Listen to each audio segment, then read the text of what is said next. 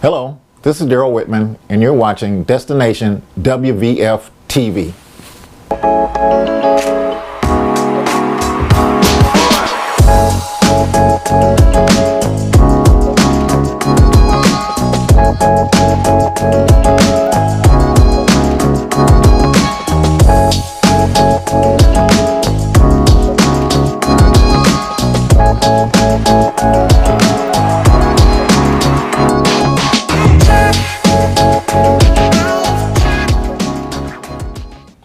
Hello, this is Daryl Whitman with Destination WVF TV.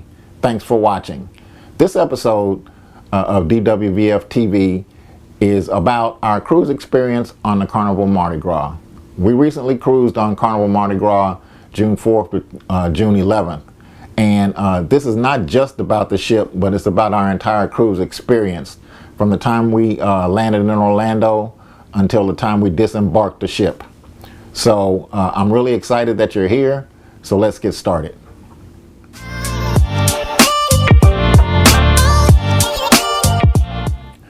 Our trip on the Carnival Mardi Gras did not start out as our trip on the Carnival Mardi Gras, if you know what I mean. This trip was about 3 years in the making. We initially were supposed to sail in 2019 on the Carnival Vista in July of 2019, but that trip was canceled because there were issues with the ship. I believe they had engine trouble and they had some propulsion issues that affected the speed of the ship. So our trip in July of that year actually got canceled. So we rebooked. I actually had a group, and we rebooked for June of the next year. But as fate would have it, on the same ship, the Vista, I was determined to get on the Vista. 1 month before we actually sailed, guess what hit? COVID-19. So our cruise got canceled again. But Carnival gave us, Carnival refunded everybody and gave us future cruise credit that we actually parlayed into a cruise for 2022 on the Carnival Mardi Gras. So it actually worked out pretty well in the end. It was very disappointing initially because the group that I had was actually my first group, and most of them did not return with us to actually sail on the Carnival Mardi Gras after they've been canceled twice. It was like, forget it. But I guess that's how it goes in the travel industry sometime. But we did have a couple travel with us. It was my grandson and his parents. So we still had a real nice time. But hopefully I'll get those people back. But engine issues and COVID-19 actually contributed to losing 2 cruises in back-to-back years. So a trip that was like 3 years in the making. But we finally got there. And glad we did, because in our mind the trip was virtually free because initially Carnival refunded us, gave us a future cruise credit. We used that credit to sail on the Mardi Gras, or to book the Mardi Gras for 2022, and we actually got $1,000 plus on board credit to use as well. So it really worked out in the end. So that's the backstory of our Carnival Mardi Gras experience of how we got to where we got to on the Mardi Gras.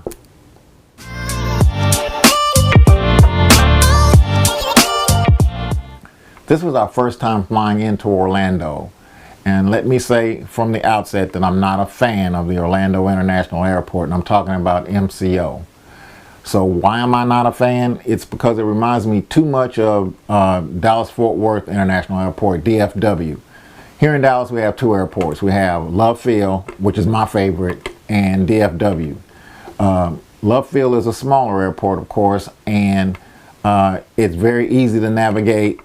You can get off your plane at one gate and head down a corridor, take an escalator downstairs, and you're right at baggage claim. Walk out the door and you're at the parking garage. Here at Orlando, similar to DFW, there are multiple terminals, and I hate navigating multiple terminals. You end up having to take a tram to get from one place to another, and it's just a hassle to me. But anyway, It was our first time flying in.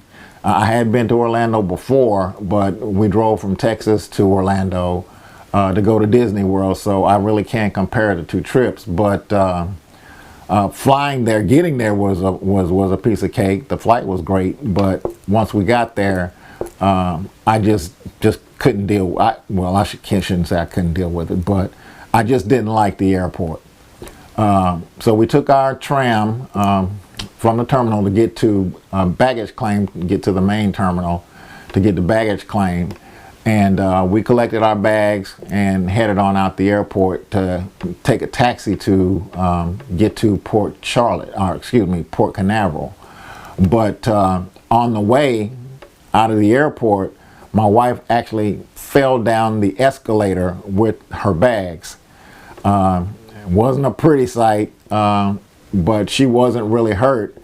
A little bruised, but she was okay. The next day she was pretty sore, but outside of that, she was all right. So the airport, we didn't really care for it much, and when she had that little accident, it was like, I mean, it wasn't the airport's fault, of course, but still, it wasn't a good start to our time in Orlando, heading to Port Canaveral. So typically when we travel, I don't usually make arrangements ahead of time for transportation. Usually the first mode of transportation we see when we leave the airport, whether that be a taxi, a shuttle, or we have to call Uber, is what we take. And so that was the case here in Orlando. The first thing we saw when we left the airport or got outside was the taxi. So we took a taxi, or at least we were thinking we were taking a taxi headed to Port Canaveral. So we got in the taxi, headed on our way, and I'm thinking about a 15-minute, 20-minute trip to Port Canaveral, just thinking it was right next door. Nothing could be further from the truth. But anyway, we started on our way and got on the highway. The cab driver got on the highway and he missed his turn, or missed his exit. And so rather than this guy going up to the next available exit, he stops on the highway and backs up to get to the correct exit. And I'm like, what is he doing? Me and the wife kind of looked at each other and was, oh God. But anyway, fortunately, traffic was light. Nobody was behind us. Nobody came up behind us and rear-ended us. And he was able to get to where he needed to get to. But that was rather strange. So anyway, we started again on our way, and we were riding, and we were riding, and we were riding. Then I see a sign for Port Canaveral that says Port Canaveral 45 miles. And I'm like, what? I had no idea Port Canaveral was that far from Orlando. So that was a shock. And immediately we started looking, my wife and I started looking at the meter in the cab. I watched, we were riding, she watched, we were riding, got the $25, okay, got the $50, all right, and I'm trying to play it cool the whole time, but I'm churning inside, got the $75, and my wife was like, how much longer do we have to go? And I'm like, I don't know, but I hope it's soon. It got to $100, the meter in the cab, and I'm like, oh my God. We finally saw a Disney ship, and so I'm thinking, all right, at least now we're close, but a little while longer, and we finally made it to Port Canaveral. Our final bill for that taxi cab ride was $122. I didn't know before it was going to take that long to get there. I didn't know Port Canaveral was that far from Orlando. But guess what? Now I know. So anybody who has not been to Orlando wanting to get to Port Canaveral, don't take a taxi, because taxi is going to be your most expensive way to get there. Arrange a shuttle or an Uber. My stepson and his wife and my grandson actually took an Uber. It cost them about $85, he said, which is still about $35, $40 cheaper than what we had. So a lesson learned. A lesson learned.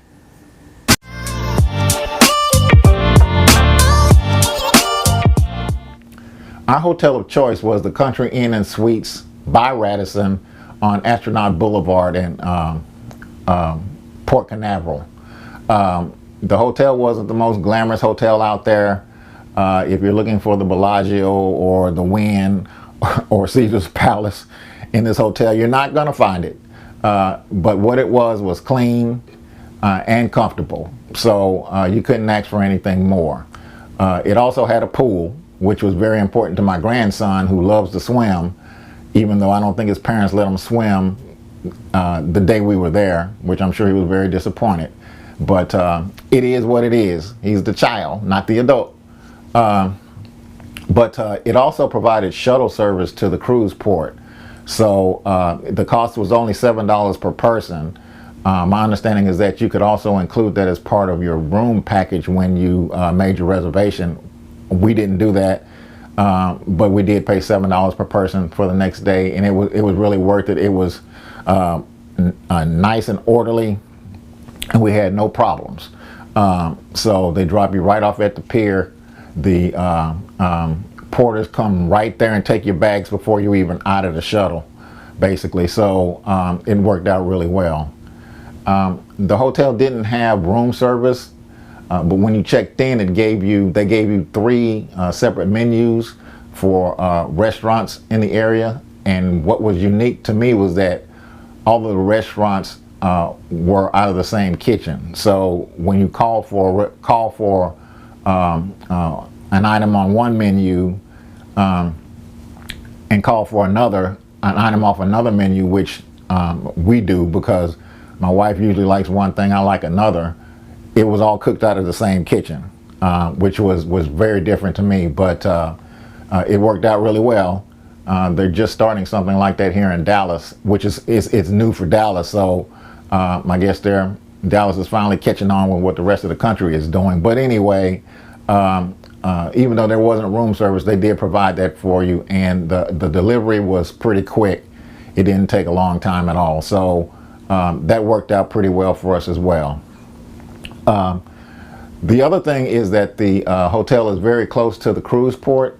When we went to the cruise port after boarding the shuttle the next day, it may have taken us 10 minutes, if that long, to get to the cruise port from the hotel. And that's one of the things I try and scout out when we're going on trips.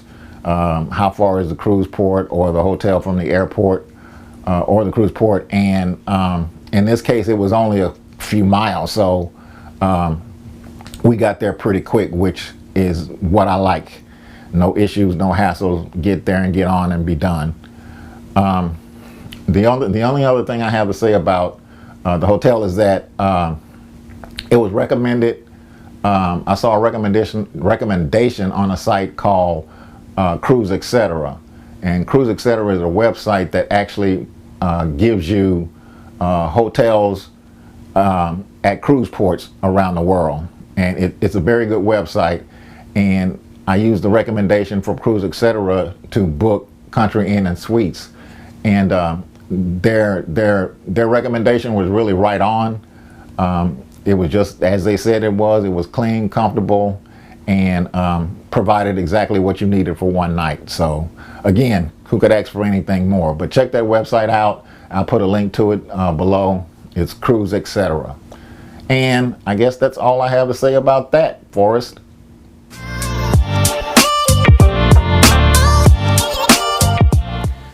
So the Port Canaveral Cruise Port, as I mentioned before, this was our first trip to Port Canaveral. So that means it's our first trip to the Port Canaveral Cruise Port. But it was very close to the hotel, which I mentioned before, which was a plus.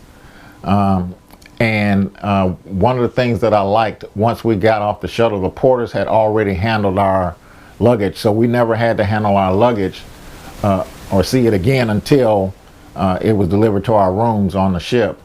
But they handled it right off the ship. We like to put our cruise tags on at the hotel right before we get ready to head to the ship or to the port. And of course we did it this time, and so we never really had to handle our bags again, like I said, until they delivered them to the room on the ship, which is a plus. The day we actually went, made our way to the cruise port. It was a little rainy because there was a storm. There was a big storm that weekend headed to Miami, and then it made it to Miami and started working its way a little north to Orlando. So we were getting some of the, I guess, some of the outer bands of that, if that's what they call it. But it was misting and raining a little bit, but there wasn't any problem really. It really didn't have much of an effect because the cruise port had plenty of covering, so it really didn't hamper us at all. The lines there at the cruise port moved pretty well. We had a check-in time that was 11:30 to 12 for the Mardi Gras. I like to do it around 11 to 12 because that way you're not sitting around a long time wondering, having to mess with your bags or getting the hotel or somebody to store them for you until you can get on the ship. Typically, you can take your shuttle, get to the cruise port at 11, get there early, or even 10:30 for that matter. If you have an 11 o'clock time, by the time you get up to check in, it's your time. So we had 11:30 to 12, so we left the hotel at 11, and by the time we got to check in at inside the cruise port, it was 11:30 or so. So the line, like I said, the lines moved pretty well. It didn't seem like you were really standing in line the way they have them wrapped these days. So that was a good thing. The other thing is Verifly. We did use Verifly. I try to use that as much as I can each time we take a cruise on Carnival. But to me, it didn't seem as though it made things any faster. And I don't know if they made them any more efficient. But we did not have to pull out our vaccine card or show our COVID test. So we didn't have to do either one of those, but it still seemed like it didn't make things any faster or more efficient, in my opinion. Not that it made it slower, it just didn't seem like it improved anything at that port. The port in Miami, it did. So I'm just not sure. Fort Lauderdale, it seems like it helps, but Orlando or Port Canaveral rather, I'm not sure that it really improved things that much. But anyway, we'll still continue to use it. So right after we got through check-in, we went in for our pre-cruise photo, the obligatory photo that they take in front of the cruise ship, or a picture of the cruise ship. And then we were headed right on the ship. There was no waiting around, waiting for them to call your boarding position or what have you. We walked directly on the ship right after check-in or after our photo. And that was a real plus. No sitting around waiting, just get on and start your trip. So that's the Port Canaveral cruise port. It was okay. I didn't really have any complaints. Even with Verifly, I didn't really have a complaint. I mean, the lines moved pretty well. It didn't, like I said, it didn't seem to speed things up or make it any slower. It was what it was. So we never had to sit down, which was good. We never had to wait around, which was good. And we had it right on the ship, which I loved. So there you have it.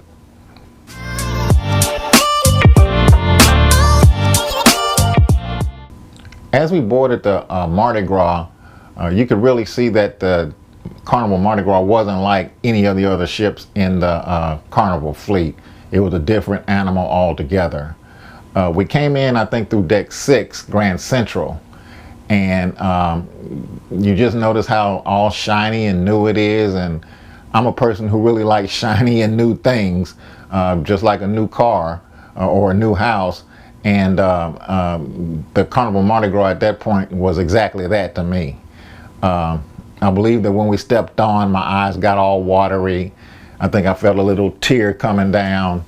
Not really, I'm just kidding, but I was really happy to be on it because remember, this was 2 years since we actually booked it, and it was just like the completion of a journey at that point. So I was really happy to get on, and so were the people in our party. But of course, we checked in at about 11:30 or so it wasn't ready to go yet. Our rooms weren't ready yet. So just like most people, we head on up to the Lido deck to eat and to chill a while until our rooms are ready. the Lido Marketplace is on deck 16. So we headed over to the elevators like everybody else to take the elevator up to the Lido deck, to deck 16. And to my surprise, it really didn't take long to get an elevator. There were plenty available, and it just didn't take that long to get there, which was a real plus, because a lot of times you're waiting and you're waiting and you're waiting, and we didn't really have that experience, at least when we got on. But the Lido Marketplace was really nice, because when we got there, the first thing I expected was it was going to take us a while to find seating. It really didn't. Like I said, there were 5 of us, and we looked for a moment or two, but then found seating. There's a lot of seating in the Lido Marketplace, and it's really big, and it can accommodate a lot of people. So that was another plus. On the last ship we were on, it took a while to find some seats, and it was just me and my wife. But here on the Mardi Gras, that really wasn't the case at all. So so we sat and ate and chilled for a while until our rooms were ready. After eating and just hanging out a bit, we went down to deck 7 to complete our muster station drill. It took all of 5 minutes. And you know, what I like to say about the muster station drill is, people, please don't procrastinate when you get on the ship. I mean, if you need to go eat, need to go hang out a minute, then do that. But please go do your muster station drill as soon as you can, because those of you who don't, those of you who procrastinate, all you're doing is holding up the ship. The captain can't take off until everybody's done their muster station drill. So as is the case with every cruise we're on, there's that group, there's that 1 or 2% that have to drag it out and wait and go do other things and just hold everybody up. So please just do your muster station drill. It's really short. It takes a couple of minutes, really, not even 5 minutes. It just takes a couple of minutes. So go ahead and get that done so everybody can get their cruise started off in a happy way, in a happy place. That's all I have to say about that. So after our muster station drill, we headed on up to our room. Our room was on deck 9, number 331, so 9331. And that was another something that we had anticipated for a while. I mean, we saw things online about how it looked and what to expect, but still, until you see it in person, you know, you just never know. But anyway, we got there and we were really pleased to see the room once we stepped in. And another thing, our luggage was already there when we got to our room, so we didn't have to wonder how long it was going to take for it to get up there, or how long you know, we would be without it, wondering if we would get it. But it was already there, so that was already taken care of, and our worries had been alleviated. But anyway, so we headed into the room, checked it out, and here's some pictures of the room. Check this out.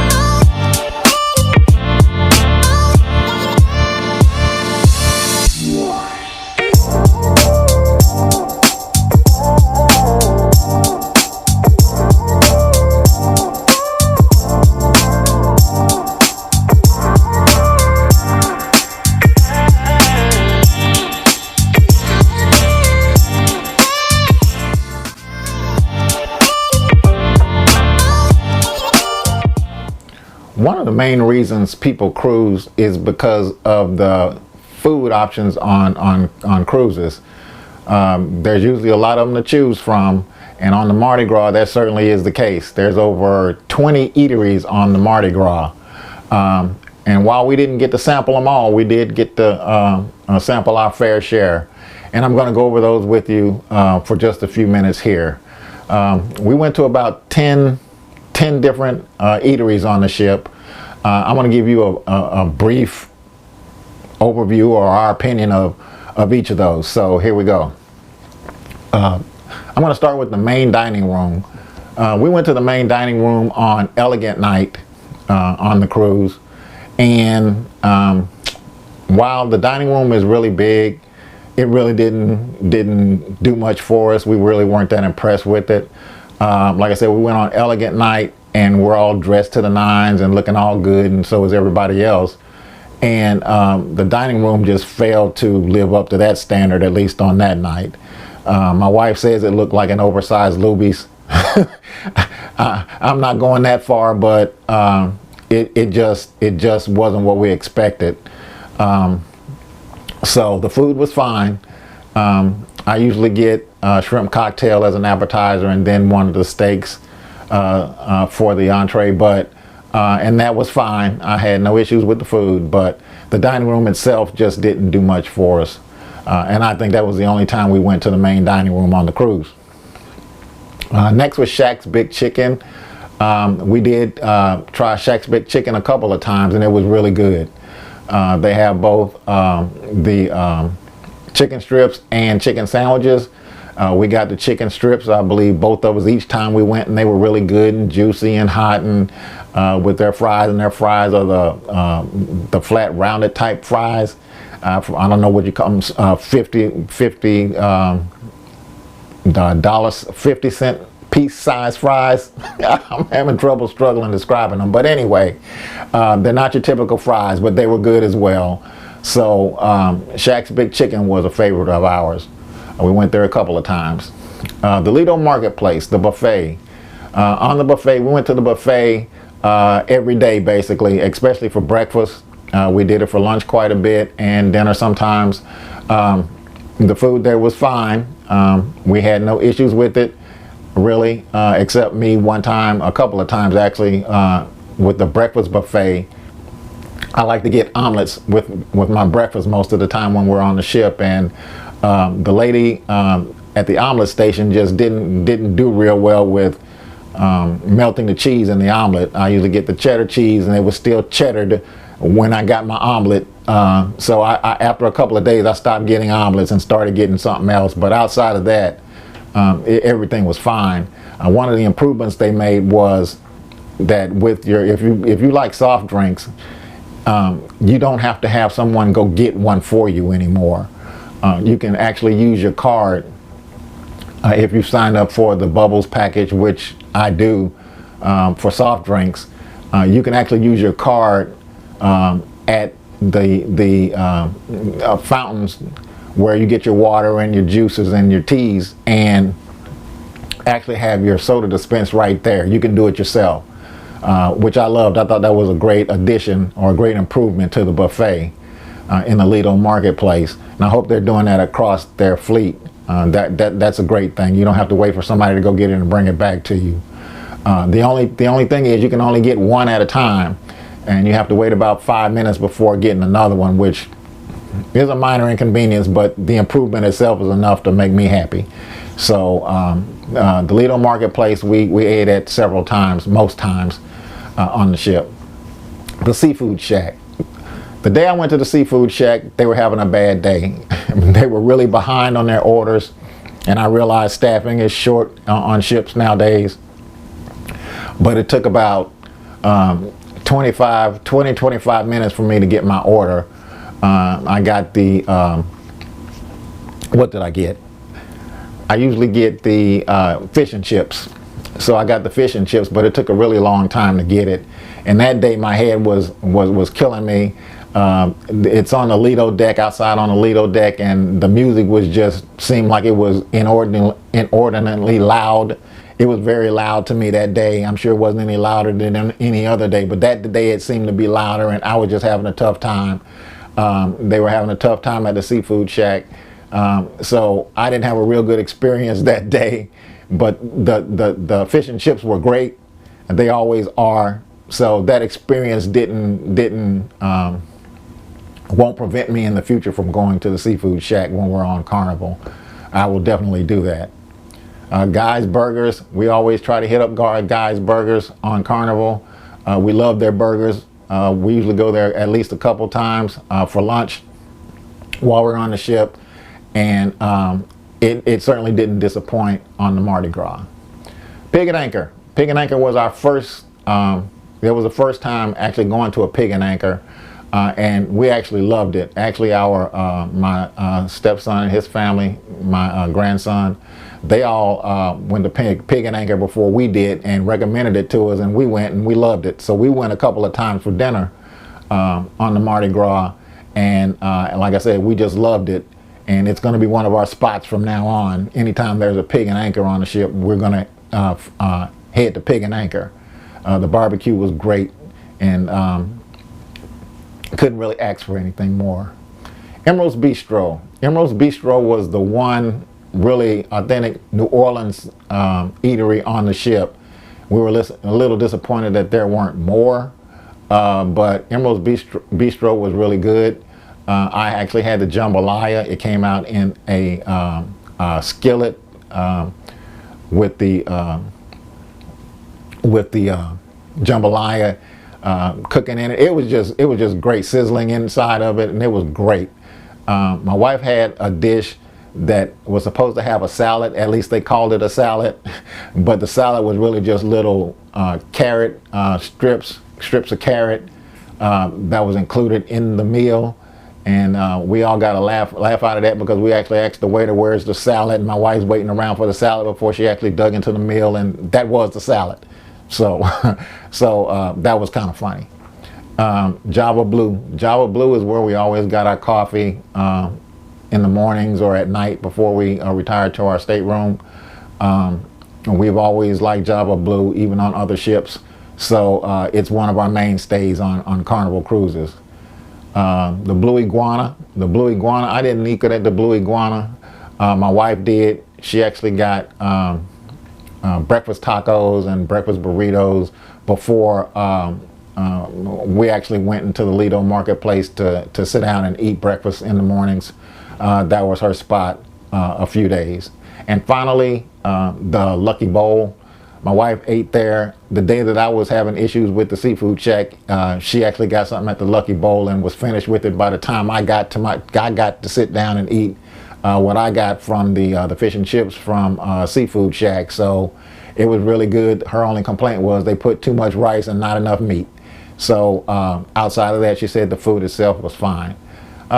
So those were the dining choices that we made on the Carnival Mardi Gras. Like I said, we only hit up about half of what's available. So maybe next time we'll hit up the other half and see what it's like. But as far as the food goes, on the Mardi Gras, it was great. There was enough to choose from, enough to please everybody, and you can't go wrong with any of them. So there you have it.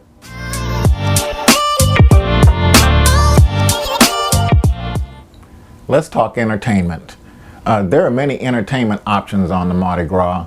There are game shows. There was Family Feud, Deal or No Deal. There was bingo, which my family enjoyed immensely. It was both on the center stage in Grand Central and in the Mardi Gras Theater. They had a juggler on board, which performed in he performed on the center stage in Grand Central. Music, I am a music lover, and usually on cruises I try to seek out bands that are performing in the lounges. And Mardi Gras was no different. In the Magnolia Lounge, they had a band called the Belays, which is a kind of unusual name, but they were very good. And so I'm going to give you a small sample of a song that they did by Dave Brubeck called Take 5. So check this out.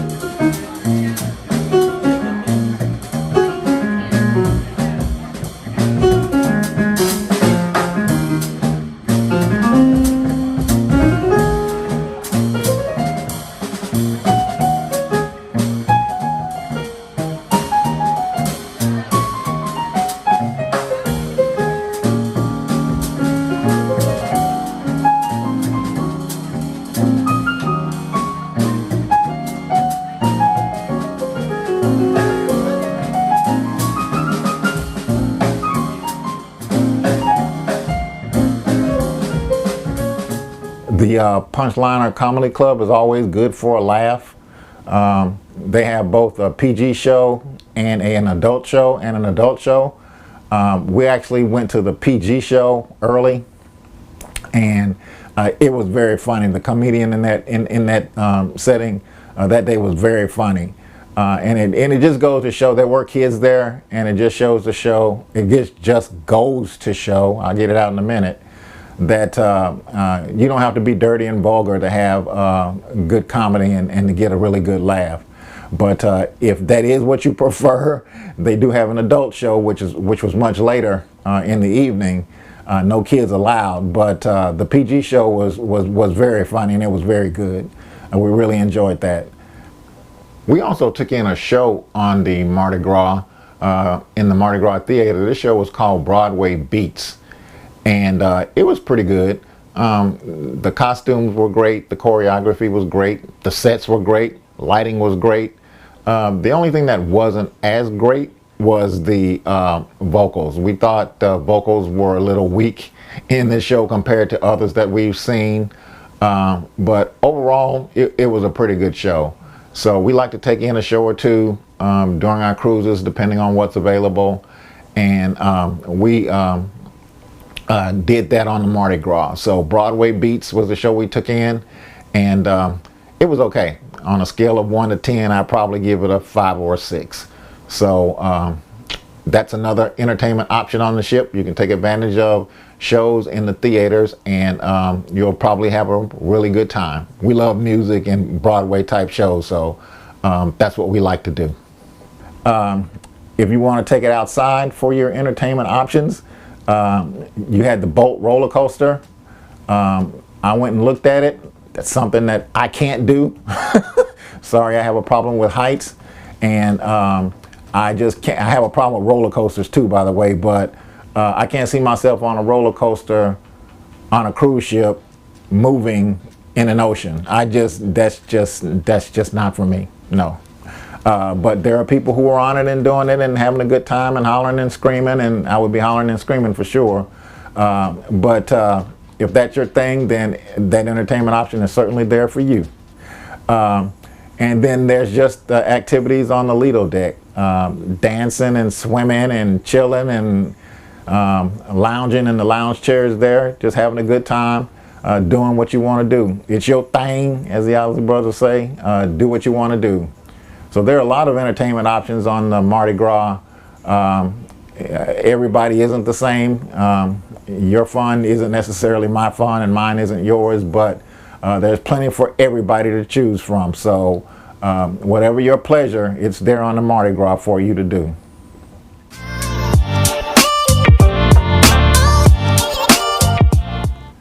Our ports of call on this cruise were San Juan, Amber Cove, and Grand Turk.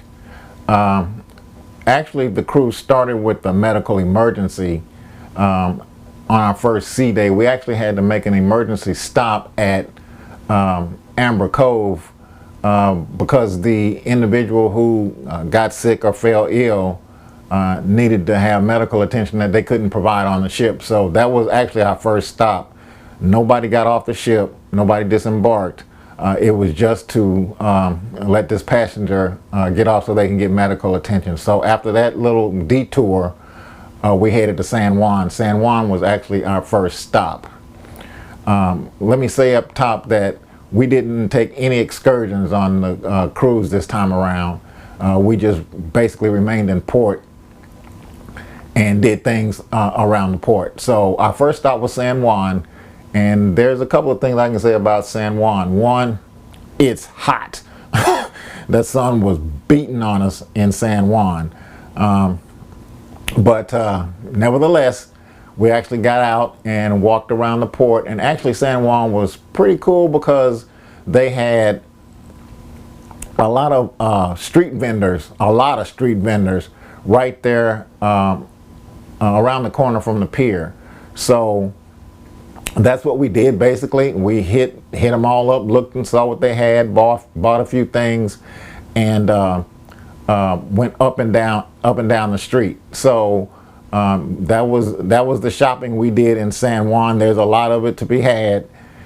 and good prices as well. So good merchandise, and so that's what we enjoyed doing that day.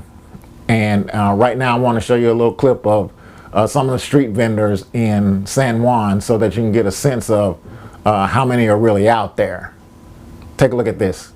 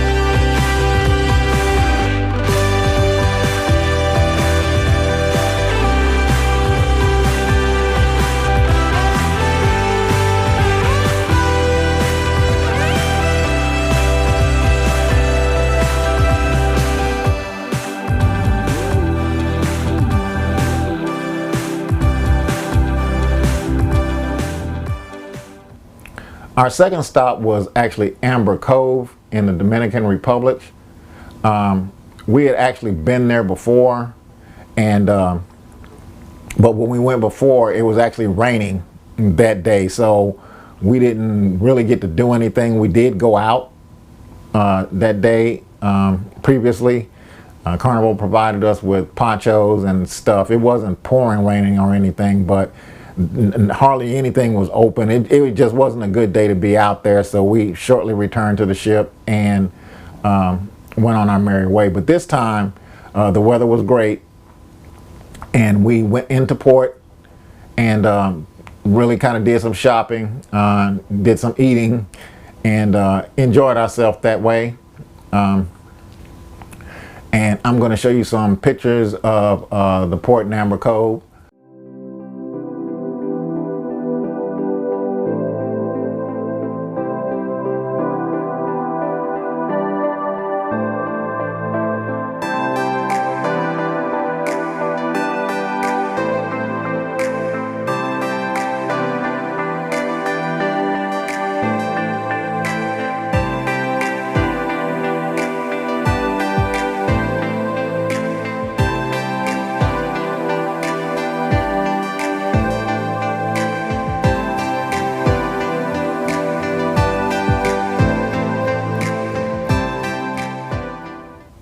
Our favorite was Grand Turk. We'd actually been to Grand Turk before, but you know, it was kind of strange this time because we went on one side of the pier the first time we went. This time we went on the second side, which was more of a beach side, and we really enjoyed ourselves.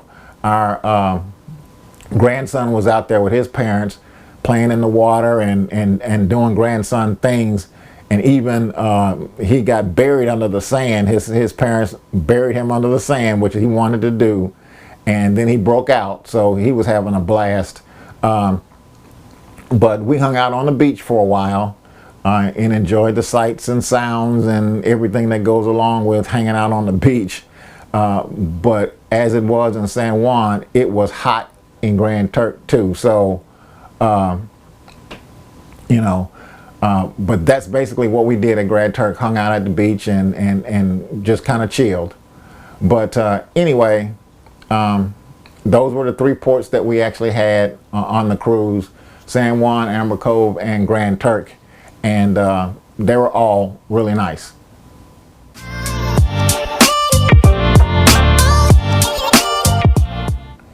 Well, everybody, we've reached the end of our journey. I hope you've enjoyed it. If so, please comment, like, and subscribe. And we'll see you on the next episode of Destination WVF TV. This is Daryl Whitman. Thank you for watching. Remember to like and subscribe, and we'll see you on the next episode of Destination WVF TV.